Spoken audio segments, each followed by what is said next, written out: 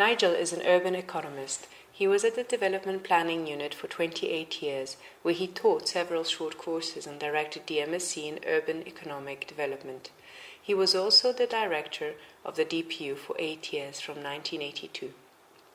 Nigel has worked in much of the Global South for governments, international agencies and private consultancies, particularly in India, East and Southeast Asia, Mexico and Colombia.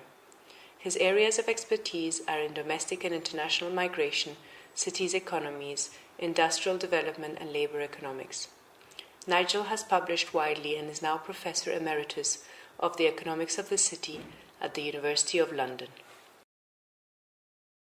Nigel, tell us briefly about your background. Right. I was born in Liverpool. I grew up in Nottingham and a village in Lincolnshire. I went in the army, did military service in the 50s. And then I went to do my first degree at Oxford and then went on to LSE. Then my wife and I drove overland to India and worked for a year there in the Indian Statistical Institute. And then I worked as a journalist on The Economist. And then we went to Tokyo and I taught there for a time before we caught the train from Hong Kong to London. And then I taught at York for 3 years. Then I came to London, University College London, the Centre for Urban Studies, where I took over a programme on urbanisation in developing countries. This was in 1973, right? So you were lured to the DPU? And I think Otto, who was the boss then, was interested in my take on urbanisation. It's the economics of urbanisation, the importance of economic aspects of cities. So he gave me a part-time. While I was working at the Centre for Urban Studies, I used to teach part-time. I went full-time in 1976. What were the intellectual influences on economic development at the time?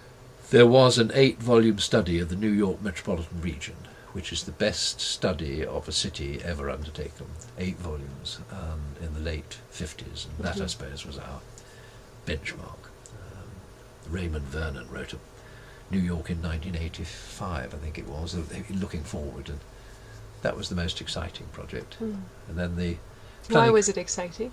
It was written very well. It was the biggest compilation of data, enormous compilation of data and analysis with graphics and all the rest of it. So it was a very exciting project.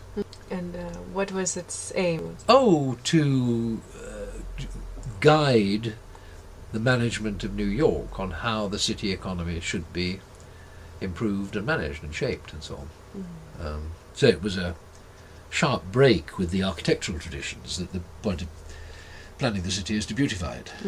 This was not to beautify it, this was to make it work.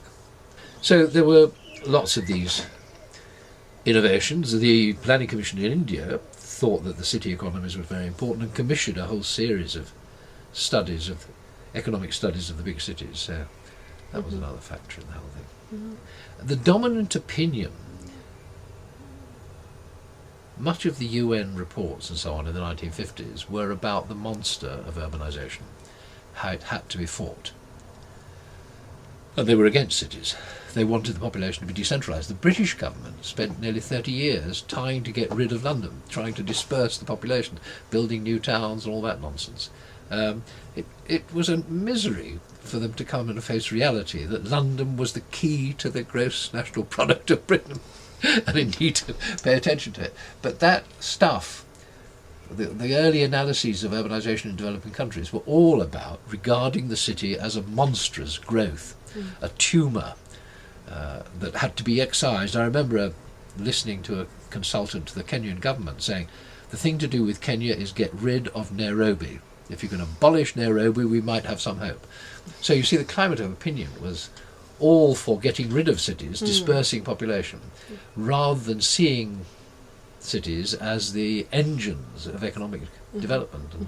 I mean, it's still difficult. It's still going on. What shifted planning in this country was not the intellectual argument, but the catastrophe which hit the cities, massive rates of unemployment. Liverpool was the striking example. In Birmingham, the city planning department recognised that the problem was unemployment, was not the aesthetic appearance of the city. So they all had to turn themselves into economists. And they did, because that was the relevant to the revival of Birmingham. That shock that hit North American and European cities didn't hit the developing countries. I drew a lot from Barcelona. Barcelona transformed itself in the late 70s, exploiting the opportunity for the Olympic Games. But it wasn't just the Olympic Games. They had heroic ambitions to convert the port to the best container port in the Mediterranean and to begin to get the cargo from East Asia, China and East Asia, going through Barcelona with a fast rail track to Paris. Now, that's heroic. That is a heroic conception. They're actually building a port which is going to become part of global networks of cargo movement. And similarly, they had lots of other things of the same kind. So Barcelona was a very exciting project, but lots of other cities are doing it. Now, in the developed world, which is where I think a lot of lessons can be learned, they have turned themselves round. Not yet Detroit. Detroit is still a zombie case, but it's coming out. But Pittsburgh lost its steel industry. Boston was transformed. Leeds and here and Sheffield were transformed. Birmingham. Who would have thought it? Birmingham became European City of Culture. Can you imagine? 100 years ago, people would have died laughing at the very idea. But it survived the destruction of probably the biggest concentration of manufacturing industry in the country. And went through successive waves of replanning and redevelopment, inner city areas, etc., etc. So all those lessons, I think, are something that developing countries could learn a lot from. Focusing more on the DPU, what were you mainly involved in? I was involved in supervising overall responsibility for PhDs, which we had 20 or 30 at one stage, quite a lot of PhD students. And then we started short courses. I started one on economic planning. I had hoped that would give birth perhaps to a group of economically related programs. We started a program on ports, the planning and organisation of ports, which is a subsidiary one, and I thought we ought also to have one on finance, cities as centres of finance and how they should be organised. Financial centres I didn't get off the ground. I did a lot of work on it, but we didn't finally get around to it, although in London that would have been a very important one. So were you focusing on cities of the global south with these particular courses? Yeah. Okay. Yes. No, ports was Karachi and sure. and Calcutta and Mumbai and Singapore. Hong Kong, yes. Oh no. I mean, I'm just saying, the experience in developed countries is an important input to the overall picture. Similarly, festivalisation. How should cities organise themselves to run Olympic Games, Asian Games, and so on? There were a lot of important topics that I had hoped we would get off the ground, but they remain components in the programme on the economics of cities. We were raising issues which were important in the world of cities, but not in developing countries. Developing countries were still dominated by the old planning ethic. What planning is about is distribution of population and regulation of zoning and all sorts of mad schemes like that. I mean, when I went to Bombay, I realised all that machinery of planning was completely a non-starter. They couldn't implement it, and if they could implement it, it would be bad. What is the point of trying to zone the population when the characteristic enterprise means living and working and trading are all in the same premises? You can't split them up in 3 zones. That's a typical high-income imposition. But the planners in India were all trying to do it, so it was a kind of hypocrisy. Everybody passed the laws, but they weren't implemented. Meanwhile, the city was not planned at all, and it really needed it. Bombay was a very important centre of manufacturing and finance and so on, and it was just running wild because nobody was doing anything about it. Still, the 1964 development plan for Mumbai was the reaffirmation of the physical planning nonsense. Non-planning is a form of planning, because there's still the informal planning sector. People are planning. Oh, that's true, yes, but there's no overall conception of what is at stake. So how did you go about understanding a city? When I looked at cities, I would always go and talk to the Chamber of Commerce, because the Chamber of Commerce knows very much more about the city than does the planners or the city authorities, and then go and walk. I mean, I've always believed that planners have to walk, city planners have to walk. You can't see it from the data. You have to go and look, and when you go and look, you discover all sorts of things. As the focus is on the economic development of the city, did you also look at externalities that led to social inequality? The material is so thin anyway on the basic economy